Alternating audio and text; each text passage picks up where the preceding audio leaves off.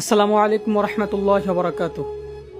জানি আমার দেশের মানুষ ভালো নেই, তবুও সর্বাবস্থায় আল্লাহ তাআলার শুকরিয়া আদায় করতে হয়, তাই বলি আলহামদুলিল্লাহ। তো প্রথমে আমি বলতে চাই প্রবাসী ভাইদেরকে, যদি আমরা জনপ্রতি 1000 করে টাকা দেই, তবুও সেই টাকার সংখ্যা এতটা দাঁড়াইব যে আল্লাহ চাইলে বন্যায় ক্ষতি হওয়া মানুষগুলারে অনেকটাই সাহায্য করা সম্ভব।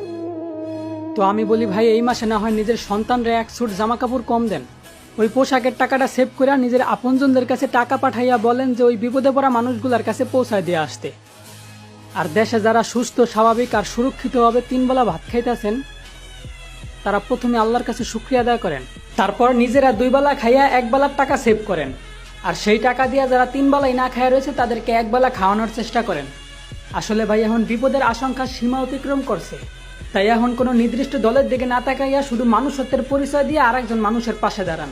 আলহামদুলিল্লাহ, আমাদের দেশের মানুষ অনেকেই আগায় যাইতেছে।